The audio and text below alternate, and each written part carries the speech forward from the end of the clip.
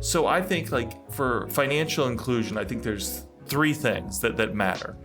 If we provide literacy, that's great. But then once we help people become literate, we then need to secure it. So like literacy, other terms for that be like generational wealth, financial security.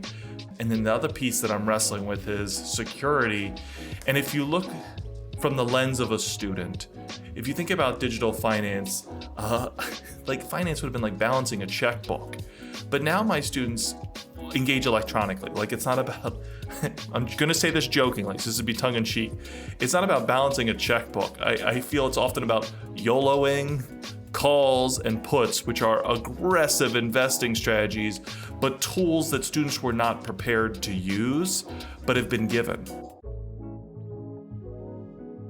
You are listening to another episode of the Future Money podcast presented by the Interledger Foundation, where we invite people of all backgrounds and disciplines to imagine a financially inclusive future. I'm Hollis Wong-Ware. And I'm Lawal Karama. Today, we're doing things differently, and we want to introduce you to our new host, Chris Lawrence, Chief Program Officer for the Interledger Foundation. Today, Chris is in conversation with Dr. Andrew Mengel, an associate professor at Bowie State University. Dr. Mengel works together with the Interledger Foundation to build dynamic learning opportunities for students exploring careers in fintech, open source technology, and digital financial inclusion. They discuss the partnership between Interledger Foundation and Bowie State and touch on Dr. Mengel's personal journey. They talk about what motivates students and how the expansion of the university's program will include micro-internships, mentorship, community collaboration, and even a train ride. Welcome today, Dr. Mengel, to the Future Money podcast. And let's just get this out of the way right away. It's okay to call you Andrew, right? You're not resting on formality here? Yes, this message has been approved by me to call Andrew. Thank you, Andrew. Well, I'd love, Andrew, just to sort of tell us how you find yourself talking to me today, sort of what's been your career journey, to this work broadly, and then specifically, did you ever imagine yourself sort of, being in the forefront of digital financial inclusion? Oh, I think it's quite an interesting tale of how I got here. And I think it's been a series of fortunate events that have led me to be in this position that I think is at an intersection of multiple different formats and contexts, and I think it just comes together nicely. And I think I think of it as like a personal growth. I tell students every 7 years I have to pivot, and I think I'm pivoting now at this time because stuff has just come together. So, like I've always had an interest in the finance, money, technology space. I wanted to be an insurance salesman, like when I started. You wanted to be an insurance salesman? Well, then you got to realize there's a backstory to that one. Like the insurance salesman had a Coke contract, so a bottle or Coke bottling company. So anytime you go in, he'd be like unlimited soda. That was your reason? That was the pull. I was like, this. When you're like 7 years old, you're like, unlimited soda. I love this place. It's like if I can get a chocolate maker too. Like what else? Ice cream maker. Like I could see my clients that I could help out. And then that led me to my actual undergrad was actuarial science, which is the study of financial risk. So it's risk management. No offense to any actuaries, like they are not a fun bunch. I'm still friends with some, but I'm like, it's just not as exciting staring at Excel spreadsheets. So then I saw like the computer science, the technology piece. And then actually when I finished my degree, I felt like I was missing this business component. I felt that I'd done information systems in a computer sciences school, and I was like, oh yeah, I want some more business. So my master's degree is in business and technology management. And I'm like, it's still not enough business for me. So then my doctorate degree is actually in business administration with a concentration in information systems, which sort of like, how did we get here? This interest in finance.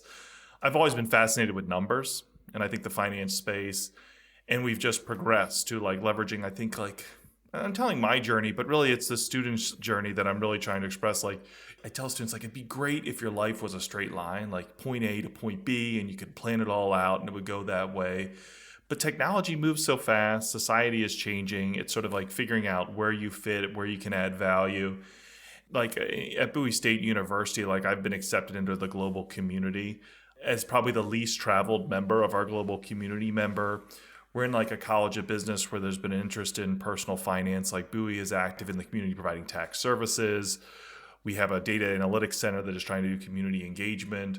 And then we're also trying to do international collaboration. So we're coming there from a finance perspective, a general interest in money. I think this progression to digital finance and financial literacy is really where I think the movement is going, and it really excites me.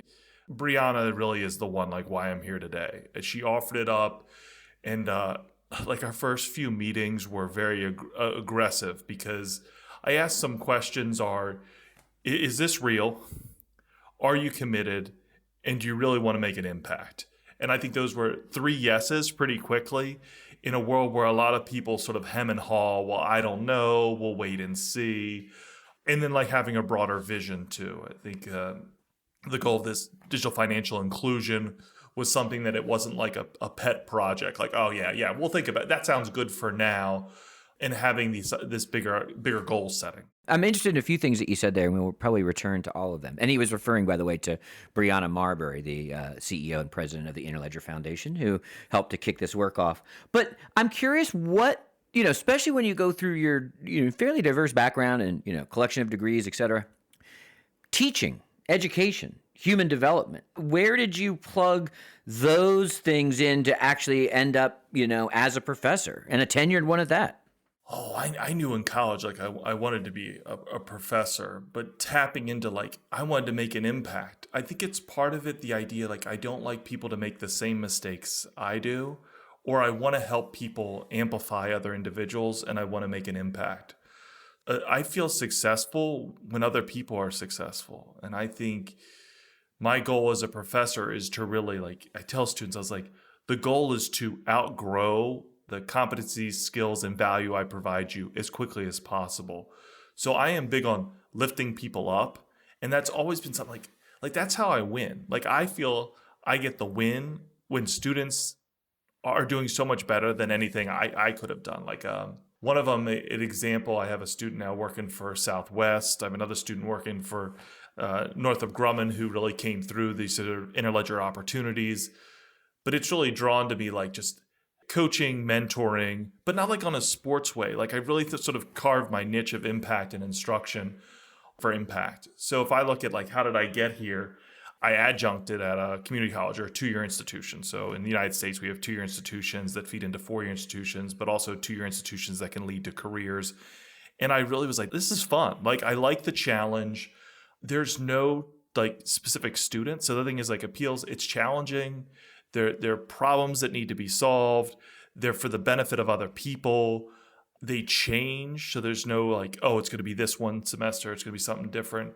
And it comes into the research standpoint too. How do you make more of an impact? How do you be more effective, more efficient? I like that. I like the idea of almost like a mission-centric organization where you never really achieve the goal, but you're always working and refining. And I like the challenges.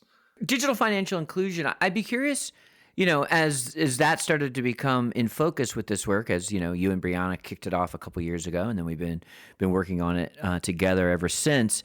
Did you have to find a way that personally resonated with you, these issues, the issue space, and then how did you see that same sort of personalization and happen with your students, or is it very difficult to create a bridge to these ideas? I've wrestled with this one. I have thoughts around it, and I think I'm clearly investigating those thoughts. And I think the way it was originally presented to me, I had to wrap my head around it. I'd love to share some ideas I have, some perspectives. And I think where are they now? They're sort of thoughts that I'm validating through anecdotal data that I'm trying to collect with real data. Anecdote meaning stories. If I teach a class and then I ask someone else, that would be anecdotal data. But I also think I want to acknowledge my ignorance that I think has been brought to more my attention. And what I mean by ignorance is I just didn't know. And I think we have to ask that question for anyone entering this space or not knowledgeable is how would they know? So these concepts of digital finance inclusion, what is digital finance? Cross-border payments, what are the impacts of cross-border payments? What is the impact of not having access to the financial system? If you've always had access to it, how would you know? And I think the community provides this, the summit has provided this, events it's helped me know. And I think learning, it's what again, this is my industry, like learning, like how do you learn about that? Like it's challenging, and I think it's often difficult to see. And I think it takes like learning. There's a phrase we use, it's repetition is the mother of pedagogy, meaning the more you repeat it, the more you learn. And it takes a while. And I think it also takes the ability to looking at how are other people dealing with this, like the empathy towards others. But I've consistently had to rethink my viewpoints, and I know that's uncomfortable.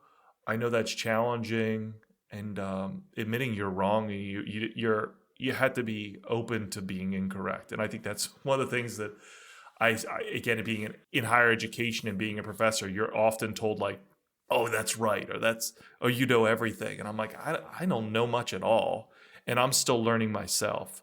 And I try and include students on that journey. I have a model. Can I share something with you? If you Yeah, don't mind? please go for it. Like so where I am after I've listened to a few podcasts, I've been part of this. I'm going to pitch some ideas to the audience. So I think like for financial inclusion, I think there's three things that matter.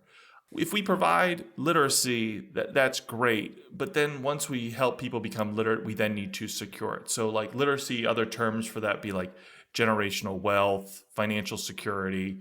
And then the other piece that I'm wrestling with is security. And if you look from the lens of a student, if you think about digital finance, like finance would have been like balancing a checkbook. But now my students engage electronically. Like it's not about, I'm going to say this jokingly, so this would be tongue in cheek.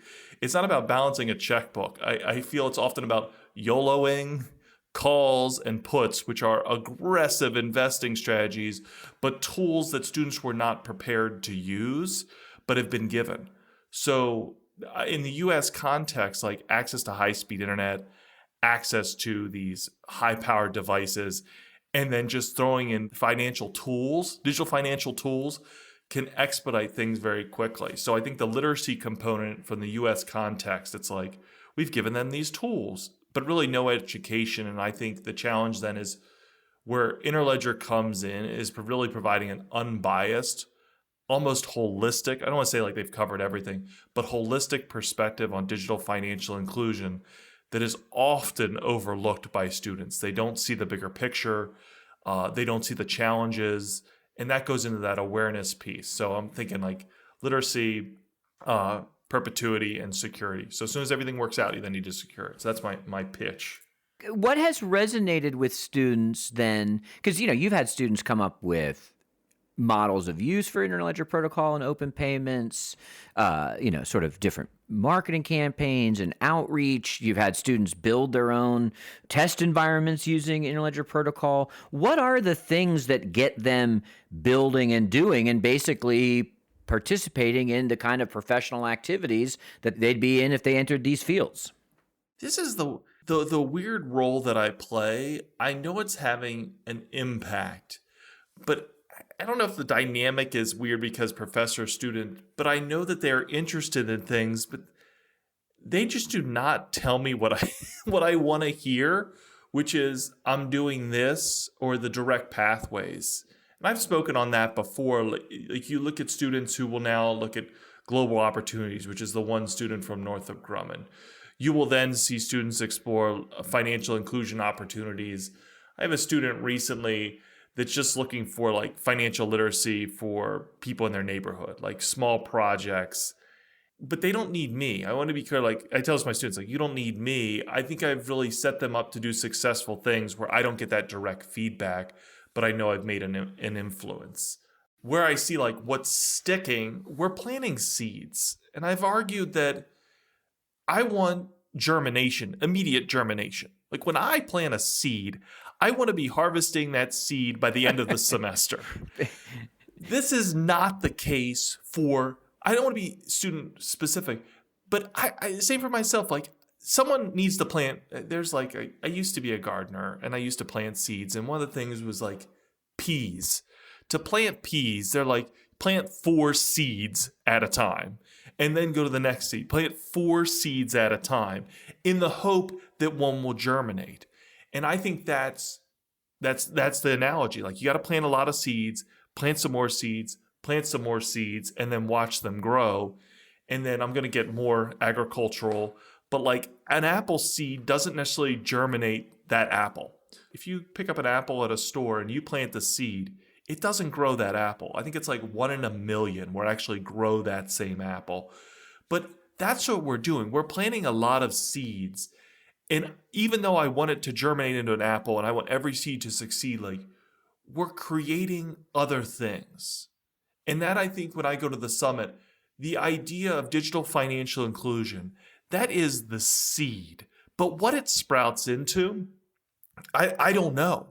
But I think they're generally interested in the seed itself, and watching it take hold is interesting for me. And I think the other thing, when I talk about that seed analogy, it's growing something, but it still has the element of that original apple. So when I look at, like, they're not growing, like, I'll use this example, like, they're not creating the apple I want, but it's not about me. But I know at the heart of that seed is someone who wants to make an impact and who feels empowered. And that's really been the big part of working with Interledger, is I feel like there's opportunities that have been opened up and they see things much broadly. The impact is students are participating in more events. They see their ability to contribute more. They engage in other things. Like one of our student scholars we have at Bowie works with community engagement, but then also now, because of community engagement, is active in these other clubs. Because a student attended the Interledger Summit, they then went to a hackathon. This was recently, this is in February. Within 3 months, they're then doing a hackathon, presenting, and they keep on growing. So again, seed analogy, I think some are sprouting, I think have the ideas, and then we do a variety of events where they can really explore more. So even if they're not where they are now, like I think it's a growth story that will take time. So to follow up on that, to belabor the seed analogy, you did have a story that stuck with me about this work, where probably a seed that you had planted that you thought was a bit of a dud, right? That wasn't going to sprout, and then you kind of ignore it in a way, which is sometimes the best way to deal with a plant. Once you don't get it going. overwater it. Yeah, and then a yearish later, you were sort of stunned by the progress of this one student who you didn't have to. Guess. He comes straight out and says it was because of the work that he did and the experiences with you that had him in the place he was. Yeah, there's several success stories. I think the one that's relevant is one I think you and I shared as an experience where someone didn't talk the whole time, was disengaged at the summit. But that's like a seed when it's not germinating, like you don't know it's even doing anything. Like you do not know that it's like, but you're watering it. You're trying to give it sunlight, trying to give it opportunity to grow. So I had a student who realistically did not really engage in the class. And I don't know if that's what I perceive is not necessarily reality. So like what you're seeing, like someone's not disengaged, like students, example of someone who doesn't answer questions or doesn't raise their hands, or someone comes to a summit and they just sit in the back and I'm like, but they're listening and engaging on their terms. So this student, I was like, this student isn't going to pass. Like they haven't been paying attention, they haven't been doing anything. And then they go to the summit and they don't say anything. So for the summit was, I think 2.5 days. For the first day and a half, I didn't hear anything until the second night. Then they strike up a conversation about community building. And I'm like, whoa, this person's been engaged. And then I'm like, but maybe that's I'm looking for that. And I don't know the reality of it. So I don't know if it's again, the plant analogy, is it really going to grow into anything? And I don't hear anything. I don't hear anything for a year. And then I show up at an event. It was Northrop Grumman is a partner with Bowie State University. And they do some international outreach. So this international component, and then have to understand sort of the business landscape of countries, which is realistically, Interledger has partnerships with global countries now, and talking about bigger scale of cross-border payments. These are things how is this tied together? And so they asked the students, there's 2 students there, and 2 of them went to Bowie. They asked, what was your biggest impact? You attended Bowie, and they're like, I attended this Interledger Summit. And I'm like, what? this isn't, no! Tell this to more students. And I think that students recognize that it all hit. That it's oh yeah, this was here. I didn't know what it really meant. I don't know what this opportunity is. And I think that's that's what Interledger has been for me, for students, is being able to provide water and sunshine. And I think part of the community piece is that it is not just about me or you, Chris, or one listener. It's a community. So I think people want this like some people, me especially, Use I statements, Andrew. Yeah, I statements. Yeah, all the people. I tell my students only a Sith speaks in absolute. Sorry, Disney, that's your quote. But my point is that I want instantaneous gratification, and if I could delay it a little bit, I think I could see more, and I can aggregate more too. These are just powerful experiences. If anyone's ever been to the summit, or you see the impact of the work being done by participants in the space, that's what I tell students to go to. I was like, look around and see what's going on. Look at the impact of digital financial literacy and digital finance on the world. Look at who is a participant, who isn't. There's societal issues. And there's big things where I think everyone can help if they try, or if they want to. I think everyone should want to. That's my goal. Like you should want to help people. You should want to help people. That's a good goal. One thing that I've always been kind of amazed at how you work and how you operate, and some of your, kind of superpowers and skills, is your ability to be a translator. And what I've been thinking about lately is you're translating in two ways.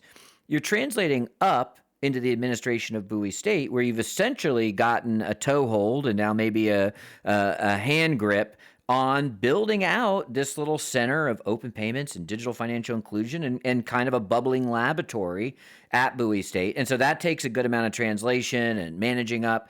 But then you've also got to figure out how this stuff resonates with students and what gets them motivated and activated. It intersects with their personal lives in a way that makes them intrinsically motivated to participate.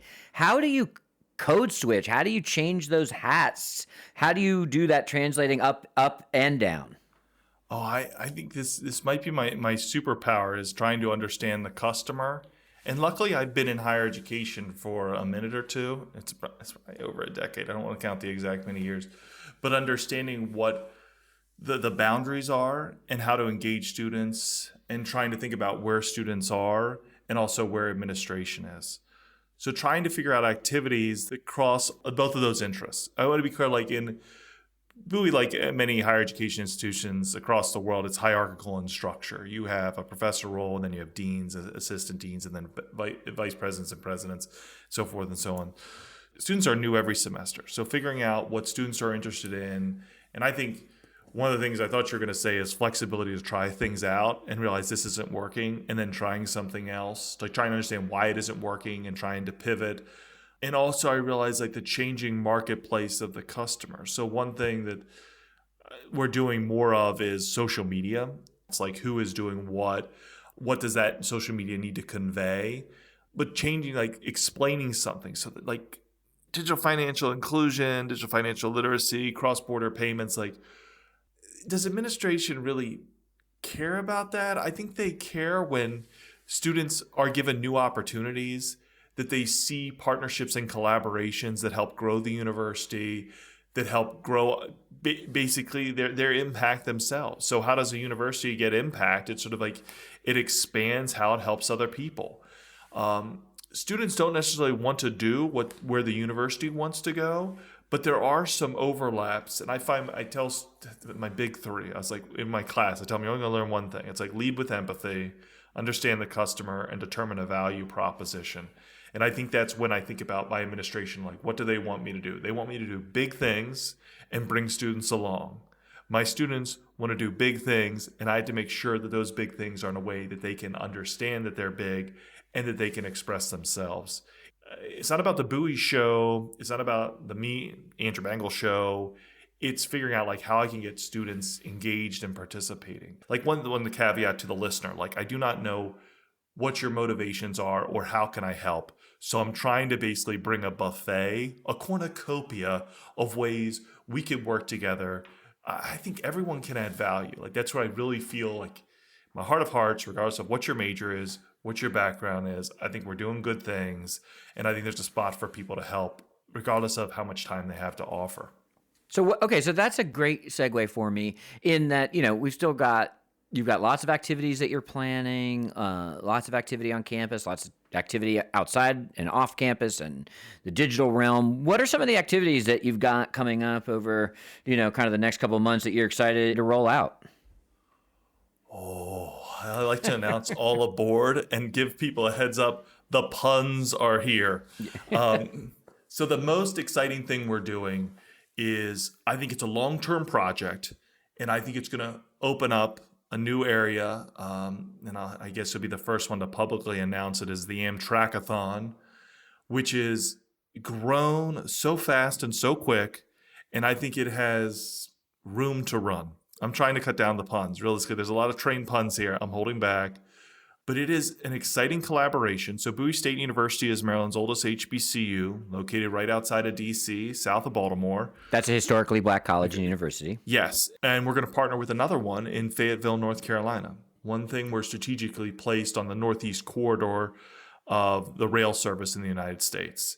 So we've partnered with Amtrak. Amtrak is sponsoring the event. They provided tickets. Like, literally, I sent the packet in today, and 4 hours later, all my students had tickets.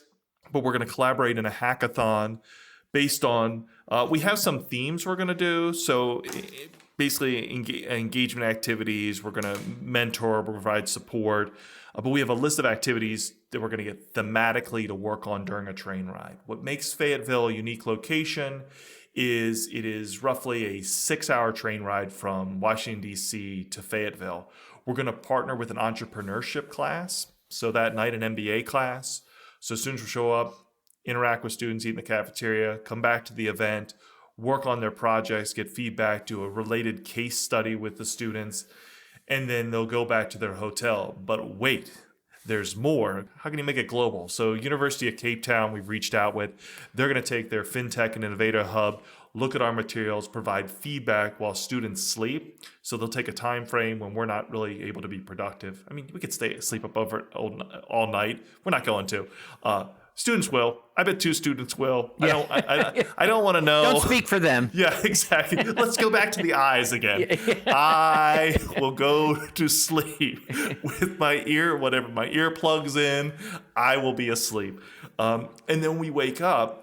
We'll go to breakfast, and then we'll go to another class. So we'll take the feedback, engage with another entrepreneurship in action class, and then we'll go back and work on the train.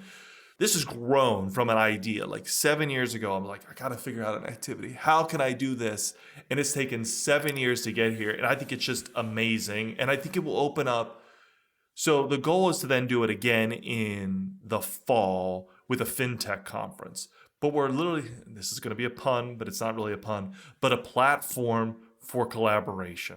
But, even the activities and the work and the soft and hard skills that these students are going to be working with, one of the big things that we're doing at Interledger with these university partnerships is, we want to open up new pathways to students that are outside the normal places, right? We're not going to go to the Ivy Leagues and the Stanfords and the MITs. We want to open up labs and pipelines of talent into, all kinds of industries within open payments or open fintech or open tech broadly, or social change issues around digital financial inclusion. All of those careers, and we need all of them working together really to make global change. So what are the skills that you're hoping that the students can leave your programs with and apply to these possible career choices?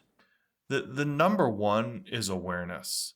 But number 2, which is closely behind, is that they can be a part of this. I think awareness is pretty easy. Like, I think I can get out there and push and push and push. But students have to feel empowered or capable of participation. And this has been one of the biggest challenges being in an HBCU, is the feeling of that there is not an option for them, meaning my students. My students, beyond just being an HBCU, their K through 12 experience is usually not as good as some others. Like, I wouldn't rank it as the top. They're also dealing with more challenges than just students who can go to school full time. My students are often juggling jobs, families, coming back. Again, a challenging K through 12 experience. The idea of our HBCU is to be a nurturing, inclusive institution. So awareness and then also providing the resources to help them engage with an area of an area of interest and help them grow. There's a lot of self-doubt with my students that is not warranted. I don't know if that's trauma related or the backgrounds they've had to go through, but my students have the capabilities everyone else has. There's this feeling of holding back or things that I probably do not fully understand the way I should, but I'm trying to learn. So like the awareness piece, the engagement piece, helping them get in that space, and they're going to need more support. And that's, I think, why we're trying different pathways to help people get on and support. There's also a large level of complexity with some of these topics. When you talk about open tech, open fintech, or sort of open projects, I think there's these, I don't want to call them imaginary barriers of entry. I think there's like a fog that would you walk into a fog? I'm going to tell you something. I don't like driving into a fog, but we can say, like, if I'm driving through a fog, like, I know I'm going someplace, but they don't really know where they're going. And I wouldn't go through a fog alone. Like, I would rather walk with someone else. But if we don't sort of get through the fog or provide the heat, I think it's going to be difficult to get there. So if someone is not aware, they're never going to walk there. If they're unsure that they have the competencies, the knowledge, skills, ability to walk through the fog, and then if they don't think that fog is going to accept them when they get there, like when they get there, that they're going to be like, no one looks like me, or I don't know anyone here. Those are my two biggest challenges. I also want to say, it's not beyond just these topics. Like, there's so many topics to choose from. And if you already have, I'm going to use the tech sector as my focus here for a second. If you look at the tech sector, it is not diverse at all. Like, it's heavily male, it's heavily Caucasian. If you're from an HBCU, you also, like, you have to realize, like, if they arrive through the fog in some of these tech spaces, there might be nobody looks like them. No one has the experience they do. No one really has their perspective, which is a good thing. Like, that's why I think we acknowledge that, but also the person who has to get there to be first, like what they're going to have, the barriers they're going to have to overcome too. So like the awareness, they can do this, they have confidence, but I don't think it's like an issue of confidence, but there's something there. And then once they get there, to feel supportive. Like, I've also told my students, I was like, if you ever have a question and you don't feel comfortable asking, like, feel free to come back and ask me, and then I'll get other people to ask it as well. So you get a difference of perspective. And I was like, if you ever have a bad office experience, feel free to come back to me, feel free to come back to other peers. So like creating those pipelines, I think we have to keep that in mind. Like, if you build it, they will come does not apply to this situation. I think something's been built and something's being built, and getting people to there is much more challenging, and it takes more time. And this is then the seed analogy, like planting the seed. You can have the orchard already ready to go for saplings, but it's going to take time. So you have mentioned the Sith, aliens, and various other science fiction ephemera. And this podcast is called Future Money. And one of the things that we believe in at the Interledger Foundation is that, of course, we need to change systems as they are, or evolve systems, iterate on systems. We're not burn it down types. However, we also have to carve out the imagination space to actually imagine something different, right? To build something different, you've got to imagine something different. So, putting on your, kind of near futurist, no flying cars necessarily, but give yourself the room to roam. If you can dream and envision that, what do you think is a more equitable future that could be driven by digital tools and digital financial inclusion? What is that world you're hoping we step into? So I have the same question. So the same question of like, what does this future of money look like? What needs to get done? I want to be straightforward. Anything I come up with, I can't do it. Like, there needs to be a team. And my foreshadowing even more, I'm applying for a sabbatical to answer this question. My post was going to be, and it's still going to be, it's just like the word might not be exactly what I say it is going to be here. But like what I'm looking for are these moonshot sort of skunk work project teams that we can focus on making an impact that is creative, it's innovative. And I teach those in class, like the yes and, the removing your perceptual blocks, your emotional blocks, your cultural blocks, to being able to create these new ideas. I have a little bit of technical, a little bit of this, a little bit of that, but realistically, like, it's going to be a team. The aspirational goal is, I think, a killer app in the space. I use it's not a sci-fi quote here, but like, how do you eat an elephant? And the response is one bite at a time. I think you need one bite from a small group of people. Like, I think it's a small team that is doing or trying to do some amazing things. And I, through academia, are in a privileged spot where the idea of a sabbatical, of like, you leave to make an impact. And that's what I'm trying to figure out. Like, I think I have issues, and I think I've taught this before, like with students, like having these digital financial tools that are really not working to their benefit, or it's working for a select few, or meaning geography-wise, or individuals of a certain demographic. And I'm concerned about when the future of money is decided by those who control the money supply. I don't want to be like, this is where I think it's going to go. These are just concerns that I have. And it's going to take some people to really sacrifice time. And that's sort of like what the sabbatical is for me, like sacrifice time to figure this out. I think if there's been one consistent thread here, it's like the idea of impact. And I think that the killer app idea, like I think we know what the problem is. I think we better need to understand the customer. I think there'll need to be focus, and then there'll need to be work to really make an impact. And I think there are people here in the Interledger community that are trying to do that. I don't want to take away from what other people have done in the past. Like, we're here because we're standing on the shoulders of giants and the progress that is made so far. So I've been watching, and I think I've really been sitting back, and I'm like, you got to get into it at some point, which my complaint, like, I'm just as bad as my students. like, I'm going through the fog. I said I didn't know everything from the beginning, but I'm trying to put focused time into making an impact.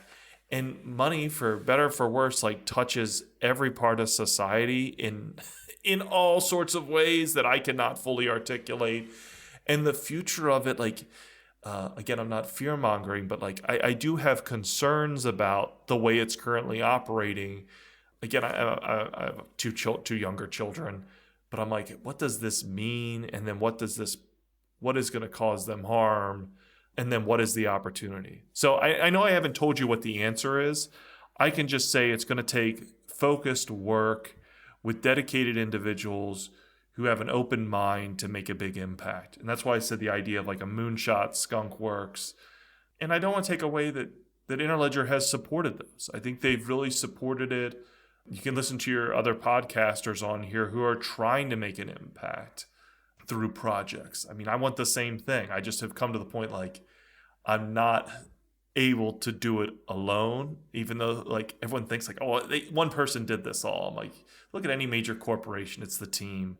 I'm at the point where, like, need a team who wants to do something similar, and let's work on it and try it out. Well, I just want to say, spoken like a true academic, Dr. Mengel, because you answered the question with a framework, a rationale, a next step action plan, and where you need help. Yeah. Oh, man. It's time to put these leather patch jackets away and put some mothballs in the pockets. No, but Andrew, thank you. You've been such a great partner over these last few years and helping Interledger on so many fronts, both, you know, how we think about reaching back into younger generations and engage them in the right ways, and also just thinking on the big levels about how the foundation grows in our young days. So just to say, you know, thank you from Interledger Foundation for being on this ride with us. Well, thanks for having me. It's been a great ride, and I hope we continue to make progress, and I'm really hopeful about the future. Thank you very much. Thank you for tuning into this episode of the Future Money podcast. For more information about the Interledger Foundation, including published episodes, guest details, our grant programs, or other resources, please visit our website at interledger.org. Also, please subscribe or follow us on Castbox, Spotify, Apple Music, or wherever you listen to your pods. And if you're so inclined, we would appreciate a rating and a review. Thanks so much. Thank you for listening to this week's episode.